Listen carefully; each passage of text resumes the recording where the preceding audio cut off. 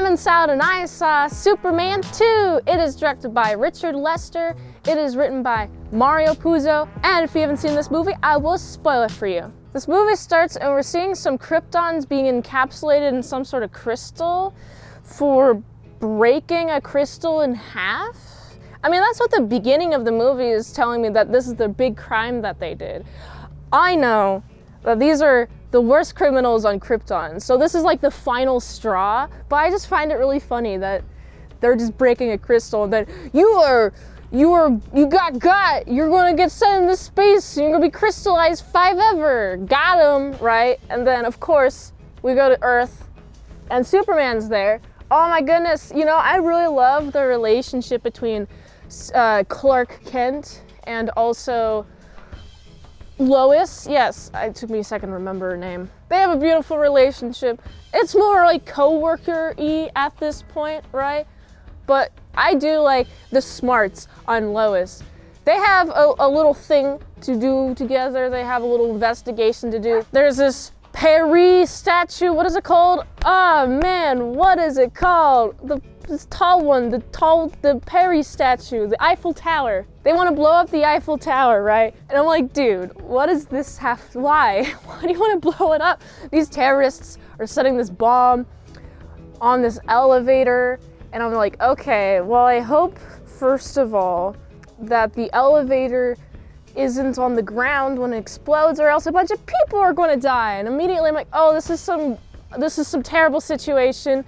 Lois, big brain on her, I'm gonna go investigate it. I'm gonna go up these stairs, I'm gonna be underneath this elevator as they go up and down, and I'm like, this is so terrifying. Lois, why would you decide to do this? I get it, you wanna be an investigator, reporter. Investigative reporter, is that the official title?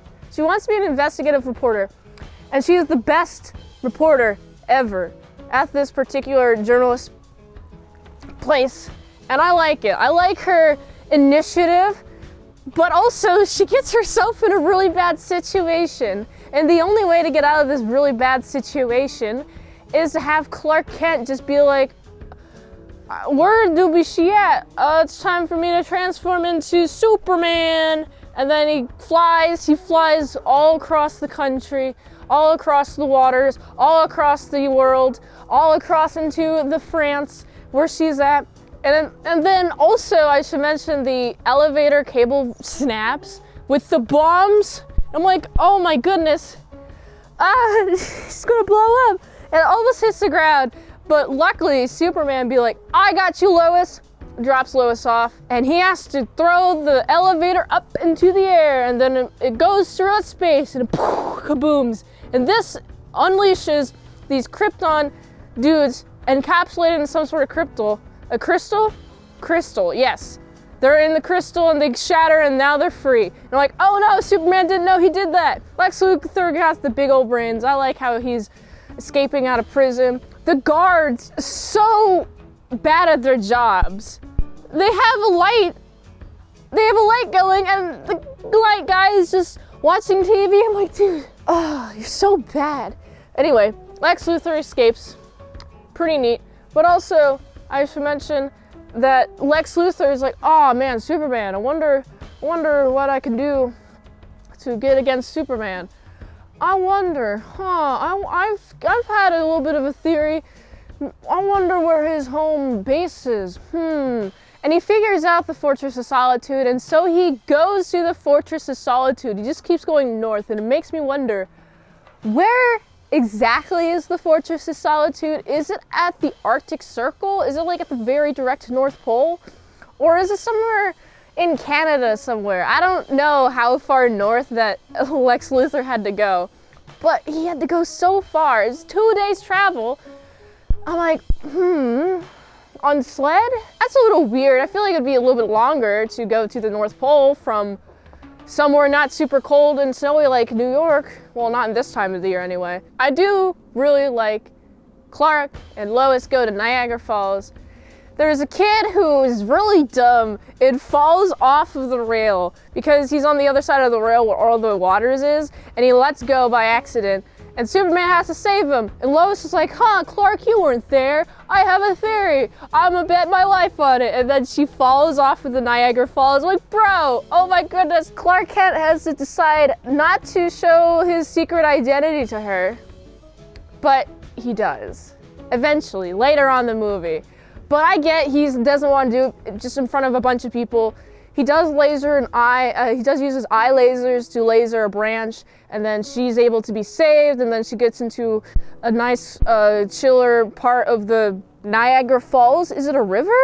Is it a falls? What is the Niagara Falls? I've never been there. They have to do a little bit of investigation situation, so they go to a place for couples. Is it a couples hotel? There's a whole suite, and then they go into the suite, and then Clark reveals his identity anyway. I'm like, okay, I guess you wanted to do a little bit more private, so it's just her, so not just anyone knows who he is. But then they go to the Fortress of Solitude, and this is all fine, handy-dandy stuff. The part that I hate the most about this movie is that in order to be with Lois Lane, the machine, the recording of his mother, I guess, the hologram that responds to him. Is this some sort of AI hologram am I dealing with? Anyway, so they have this figure, and the figure be like, hey, you gotta turn into immortal. And he does do that. I'm like, Superman would never do that. He would never choose himself over the greater good. This is bad. Bad. This turned me off. But I'm like, okay, I'm gonna ignore this part. But also, the Kryptons come, and they're the terriblest. They want to enslave humanity. They go to the White House. They even have the president underneath their boot, and they also have Lex Luthor. They bring in Lex Luthor. Lex Luthor brings them to the Fortress of Solitude. And also, I find it really funny that even though the Krypton Lady AI hologram chick was like, oh, he can never turn back, going back to the Fortress of Solitude, he turns back. This is freaking useless. Have some other reason why he can't, like, fight these dudes. I don't know, make it so he is AWOL from the news or something. Not just, oh, I'm gonna spend my time with Lois Lane. So this part I hated, but I really do like the Kryptons being evil, and I do like the final fight that they have, which is fun. They're pretty well even matched. It seems like Superman is getting his butt kicked, but they go to the Fortress of Solitude, and there's the molecule, whatever the heck it's called, that makes it so they're exposed to the red Krypton sun and they get really normal. But actually, Superman is normal now, as in Superman normal, not human normal. And these Kryptons, these criminal Kryptons, are weak as heckity heck. So weak that Superman can crush their hands and push them off, and then they're dead.